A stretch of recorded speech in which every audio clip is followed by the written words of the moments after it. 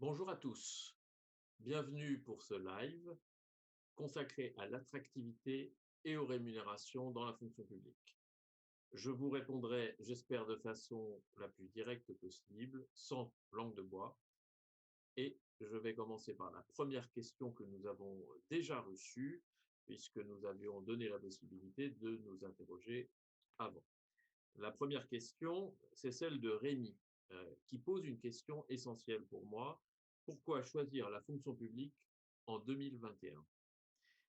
Et je vais répondre à Rémi qu'il faut d'abord que partout, nous parlions positivement de la fonction publique, des métiers de la fonction publique, que nous donnions une image positive, que l'on montre que la fonction publique n'est pas un carcan, mais est plutôt une opportunité pour nos jeunes pour avoir un métier, une fonction au service des autres, fondée sur l'intérêt, le sens du service, l'intérêt général, montrer l'utilité.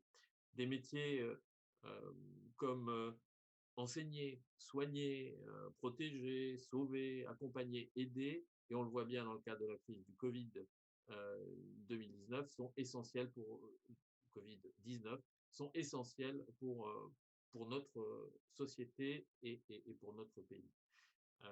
Alors oui, c'est important d'avoir envie et de donner envie de travailler pour les autres.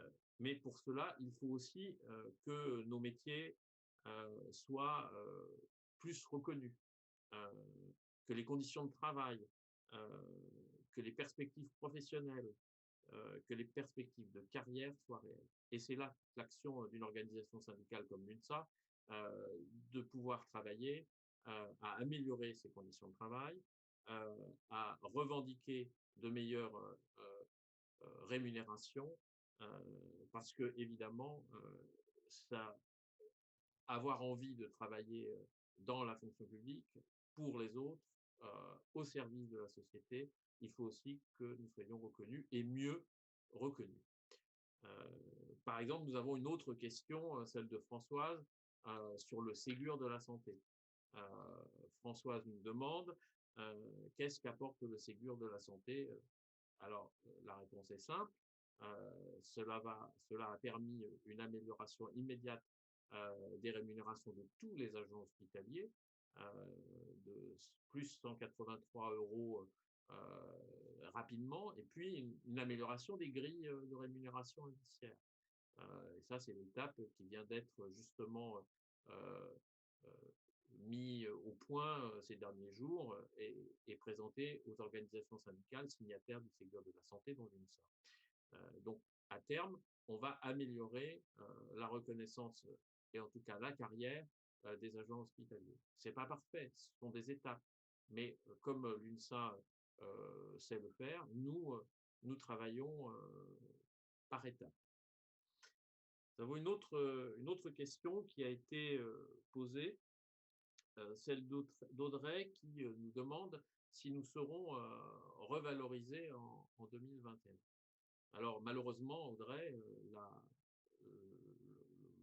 le pouvoir d'achat des agents publics, euh, globalement, en 2019 est resté stable, en 2018 a baissé, et en 2020, on n'a pas encore les chiffres de l'INSEE, mais en 2021, il n'y aura pas de revalorisation, en tout cas de dégel de la valeur du point d'indice.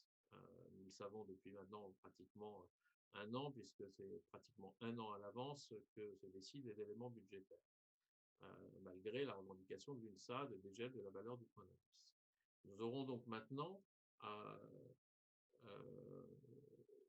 un nouveau rendez-vous salarial qui est prévu, selon les indiscrétions ministérielles du moment, entre fin juin et début juillet. C'est souvent le moment qui est choisi parce que justement avant les éléments budgétaires et les décisions budgétaires. L'UNSA fait partie des organisations syndicales qui a écrit euh, à la ministre de la fonction publique pour lui demander l'ouverture d'une réelle négociation sur les carrières et les rémunérations afin d'améliorer le pouvoir d'achat de l'ensemble des agents, qu'ils soient fonctionnaires ou contractuels.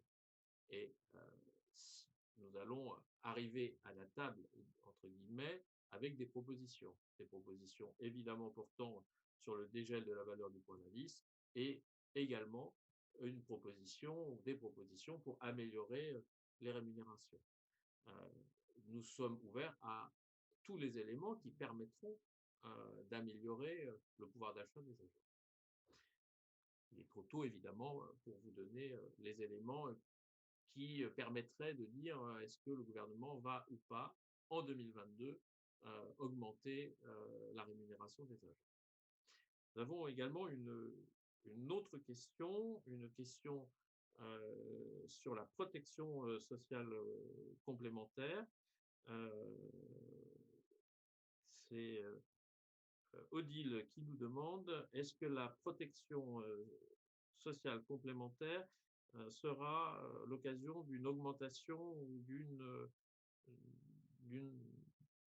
d'un élément de rémunération.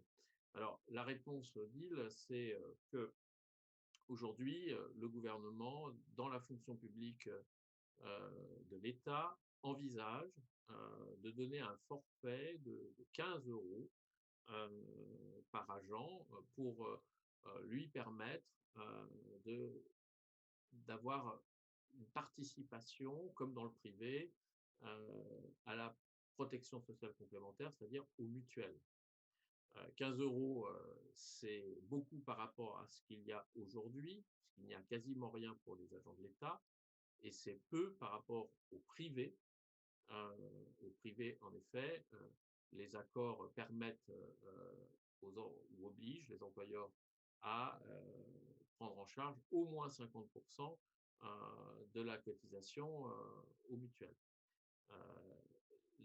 Cet objectif a été décidé pour 2024 dans la fonction publique de l'État et 2026 dans la fonction publique hospitalière et dans la fonction publique territoriale. En attendant, les 15 euros dont je viens de parler sont destinés aux agents de l'État, pas aux agents des deux autres versants.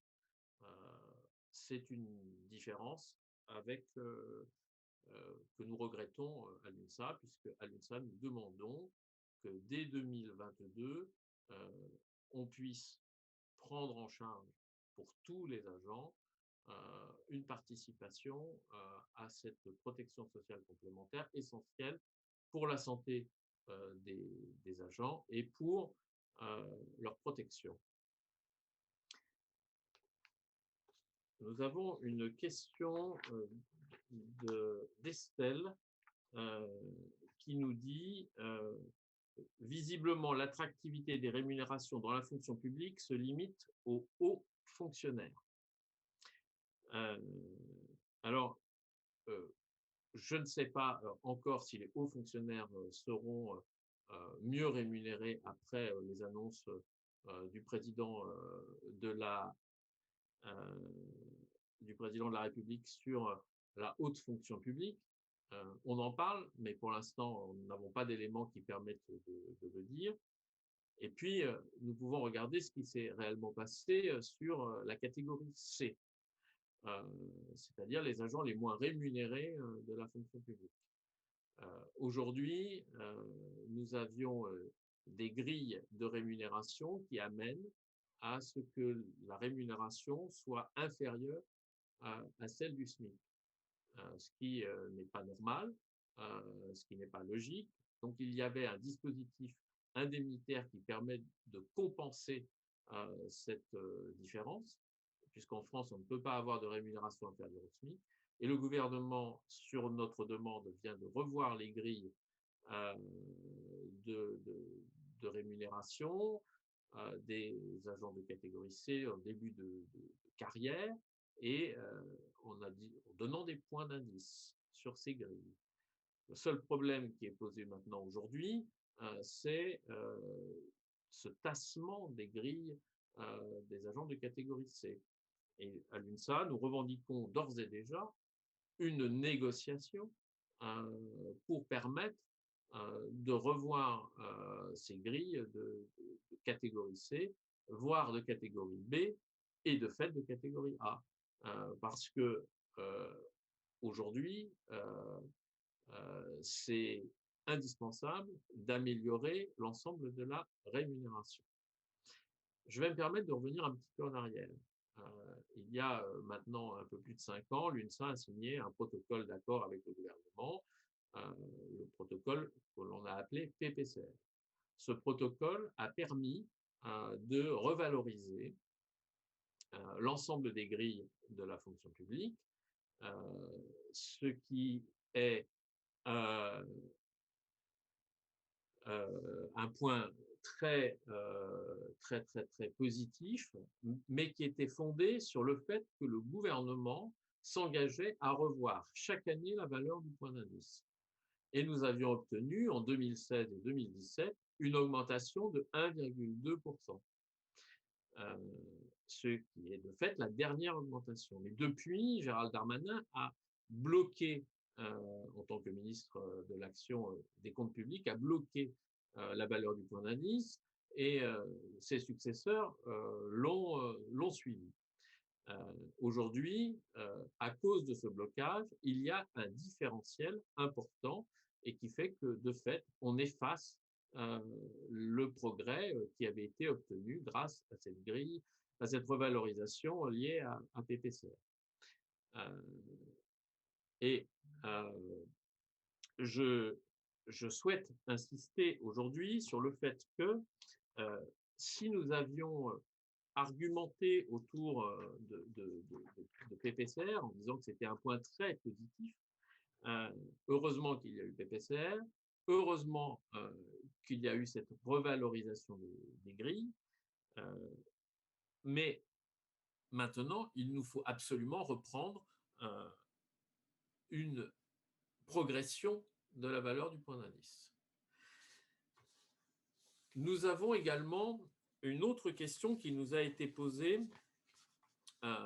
par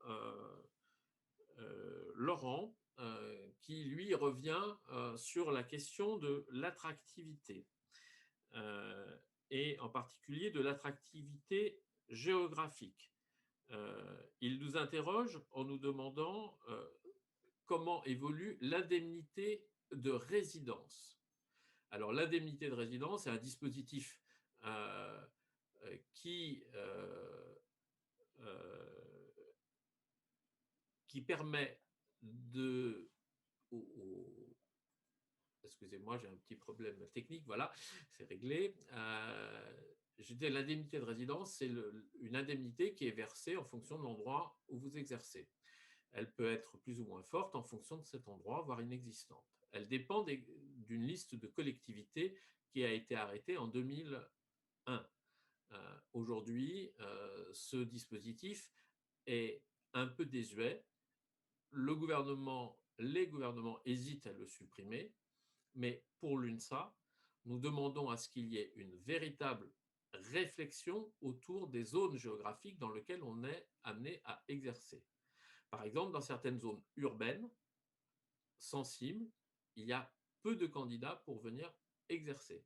C'est le cas, par exemple, de la Seine-Saint-Denis ou de certains départements, de certaines communes autour des grandes métropoles ou encore dans certaines zones rurales.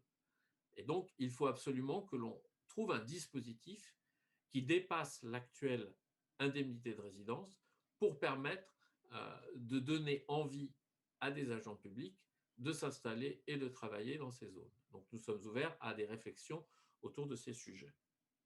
Une deuxième question a été toujours posée par Laurent, qui porte sur les indemnités.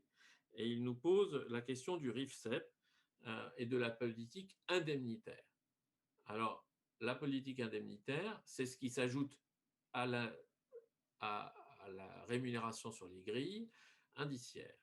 C'est un élément essentiel pour beaucoup d'agents, mais pas pour tous. Une partie des agents n'ont pas d'indemnité ou peu d'indemnité. Pour les agents qui bénéficient d'une indemnité et pour ceux qui bénéficient du RIFSEP, il y avait la volonté d'harmoniser les dispositifs. Mais le constat que nous sommes amenés à faire aujourd'hui, c'est que cette harmonisation est bien faible Et de fait, chaque ministère, chaque collectivité mène sa politique indemnitaire comme elle l'entend, comme il l'entend. Donc, de fait, nous, à l'UNSA, nous souhaitons avancer sur cette harmonisation, réfléchir au fait qu'il est nécessaire qu'il n'y ait pas trop de différence entre les différents lieux et les employeurs publics, qu'on travaille dans un hôpital, qu'on travaille dans une collectivité, qu'on travaille dans un ministère, on puisse avoir des rémunérations à niveau de compétences, de fonctions sensiblement égales, de façon à favoriser des éléments qui vont retomber sur l'attractivité dont on a évoqué juste avant, c'est-à-dire la mobilité, permettre des mobilités plus faciles, c'est-à-dire de changer d'employeur, de changer de tâche, de mission plus facilement, et en tout cas de permettre de le faire. Mais cette politique est nécessaire, mais extrêmement compliquée à mettre au point de fait aujourd'hui. C'est le contrat qu'on peut être amené à faire ou à avoir. Nous avons encore une question sur l'attractivité, celle de Jean-Marc, qui constate qu'il est difficile, je lis sa question, quelle attractivité pour la fonction publique quand les budgets deviennent si contraints et pèsent sur les conditions de travail, les avancements, l'organisation du travail également avec le passage aux 1607 heures. Quel levier pour rendre plus attractifs nos métiers?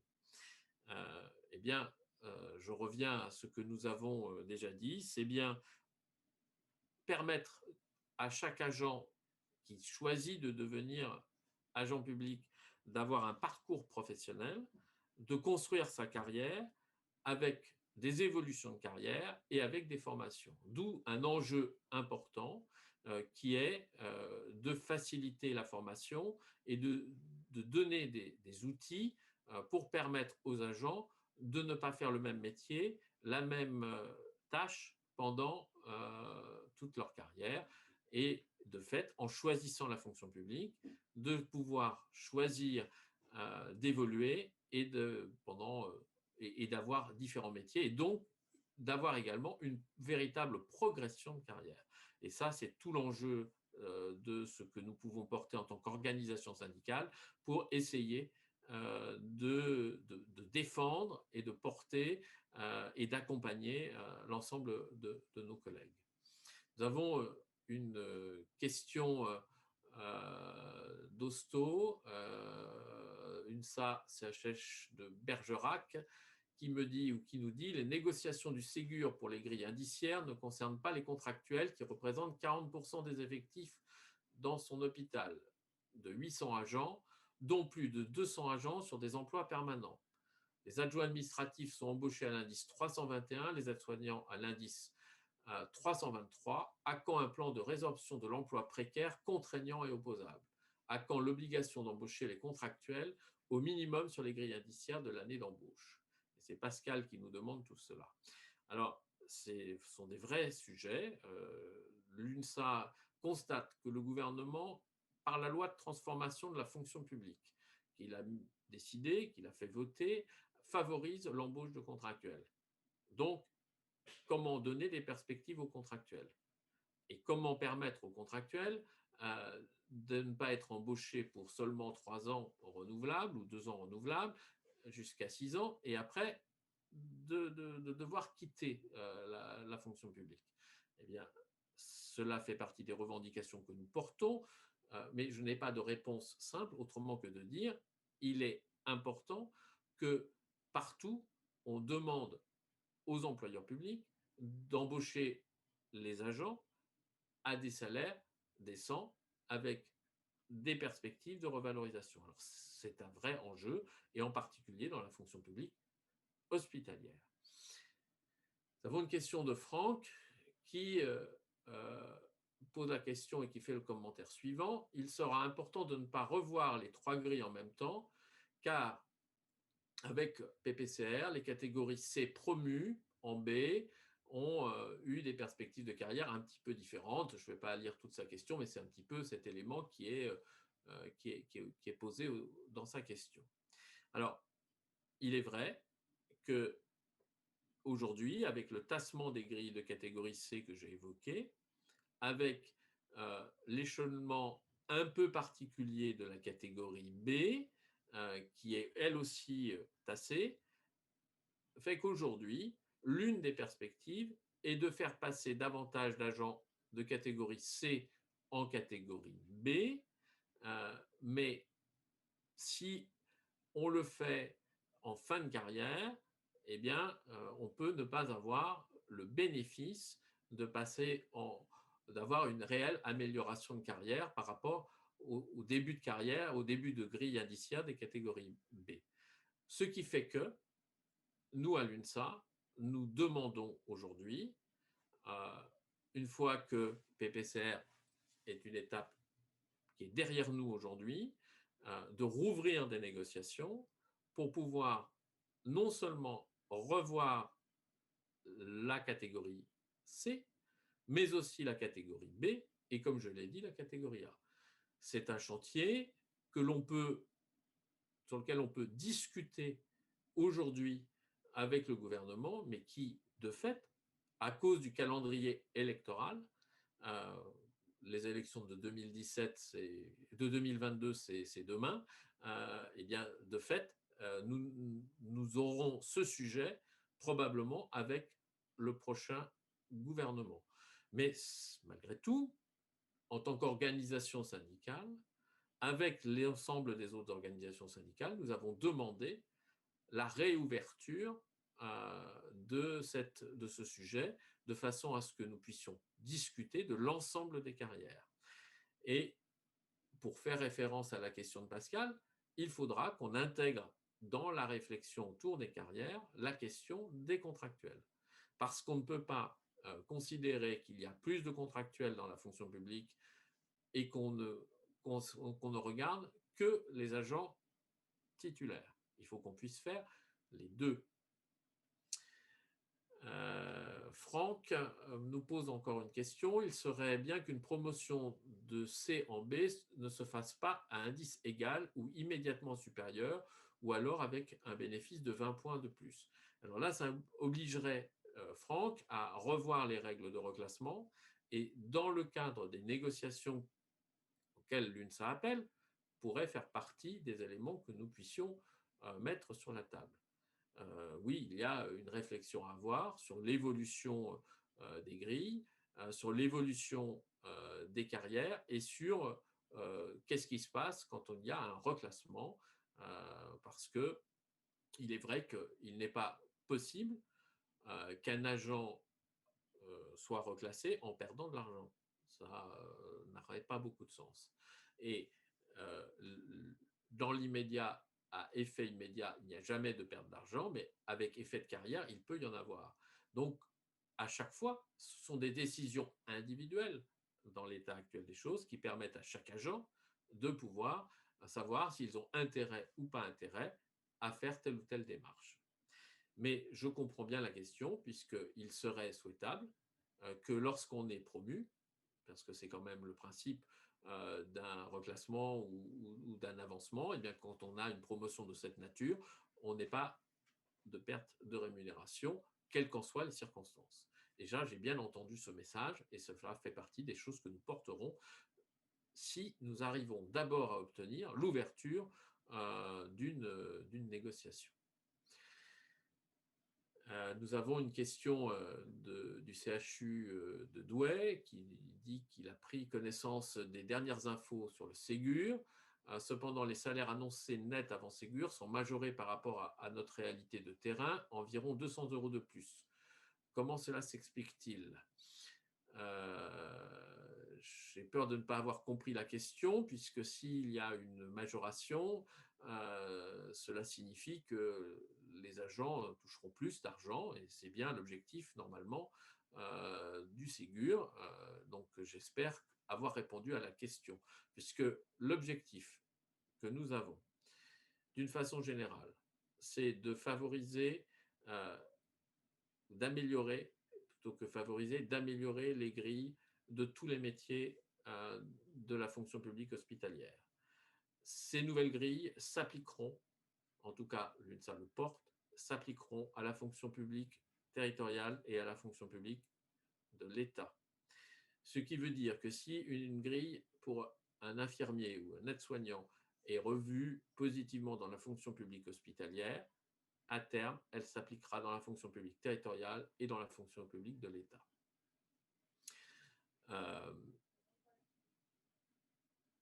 Alors après, la précision du CHU de Douai nous précise que